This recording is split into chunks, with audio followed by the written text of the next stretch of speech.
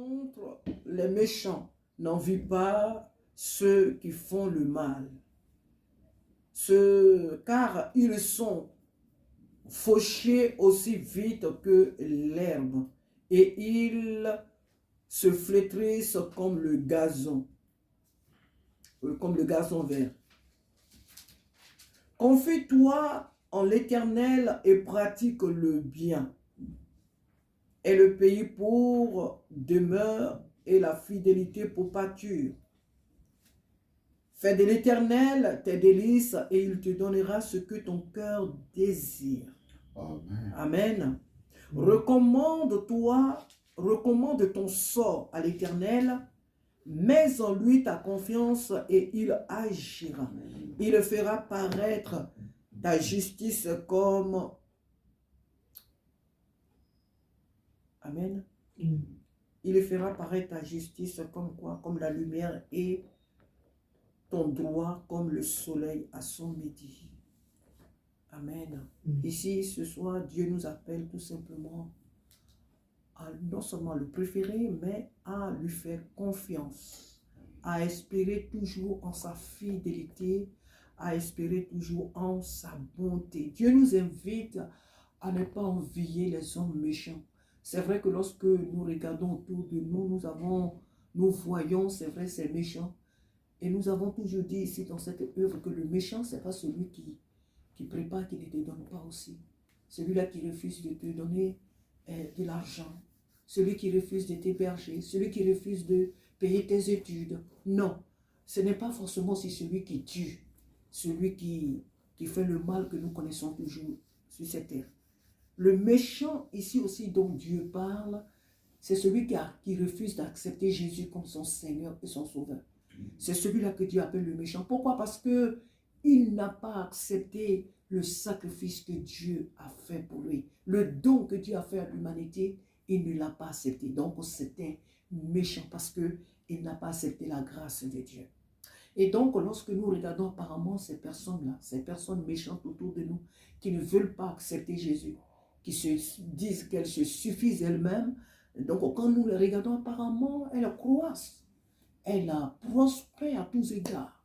Elles ont des belles maisons, en tout cas des enfants, des belles voitures, tout leur réussit quoi, sur la terre. Et Dieu nous dit de ne pas les envier. Quoi que nous voyons dans leur vie comme bien, de ne pas les envier parce que le temps passera aussi vite comme en un mot, comme un souffle. La Bible dit qu'ils flétriront, alléluia, comme l'herbe. Ils passeront comme le vent.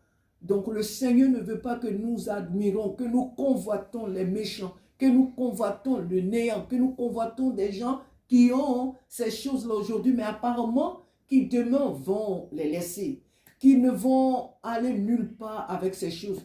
Et apparemment même ces choses-là, ils les ont, sinon qu'elles les ont, mais elles ne leur procurent aucune paix.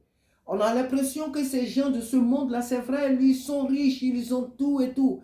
Mais au milieu de tout ce qu'on croit qu'elles ont, elles n'ont aucune paix. Ces personnes n'ont aucune joie. Ces richesses-là ne leur procurent aucun bien, aucune paix, aucun repos. La plupart d'entre ces personnes, même, elles ont ces maisons, mais elles n'y dorment pas. Elles préfèrent dormir dans des lieux même où on ne les croit même pas. Pourquoi? Parce qu'elles ont peur que on vienne leur ravir ce qu'elles ont. Amen. Donc, c'est des personnes qui vivent dans des craintes, dans la peur constante. Elles ne sont pas, en un mot, elles ne sont pas libres. Ce sont des personnes qui ne sont pas libres. Alléluia. Et voilà pourquoi nous ne devons pas les envier. Parce qu'elles n'ont pas Jésus. Elles n'ont pas la paix que Christ nous a donnée en héritage. Elles n'ont pas le salut. Elles n'ont pas le repos que nous avons en Jésus-Christ. Alléluia. Le salut que nous avons en Jésus-Christ, ce salut regroupe tout. Cette paix que nous avons en Christ regroupe toutes les richesses, regroupe tout ce qu'il nous faut sur cette terre, tout ce dont nous avons besoin sur cette terre pour vivre heureux, jusque même dans l'éternité.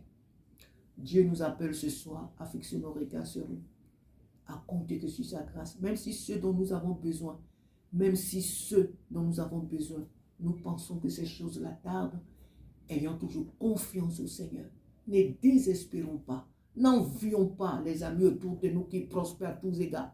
Elles ne vont pas à l'église, elles ne veulent pas de Jésus, mais apparemment tout ce qu'ils font leur réussit. Ne les envions pas, parce que notre Dieu est un grand Dieu. Il change les circonstances, il change les destinées en un clin d'œil. Dieu change des vies en un clin d'œil. C'est pourquoi nous devons toujours espérer en lui. La Bible dit que de la poussière, il retire le pauvre, du fumier l'indigent, pour le faire asseoir avec les grands de son peuple. Notre Dieu est un Dieu qui est capable de changer ta vie du matin au soir, d'une vie malheureuse qu'elle pouvait être, d'une vie glorieuse. Alléluia. Il est vivant. Jésus-Christ est vivant. Alors la Bible nous dit, recommande ton sort à l'Éternel, mets en lui ta confiance et il agira. Fais de l'Éternel ton plus grand bien, tes délices, et il te donnera ce que ton cœur en un mot désir. Que Dieu nous aide ce soir à espérer en lui. Ne craignons pas. Même si les choses que nous attendons, nous ne les voyons pas maintenant, continuons toujours à espérer. Car David pouvait dire, j'ai été jeune, j'ai vieilli et j'ai vieilli.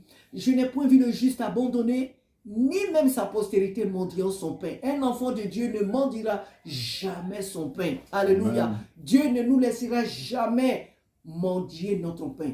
Alors espérons toujours en ses bontés, parce qu'il agira autant qu'il a fixé pour nous. Amen. Que son nom soit béni ce soir. Espérons toujours en l'Éternel, est le titre de notre méditation de ce soir. Amen. Alléluia. Alléluia. Notre Dieu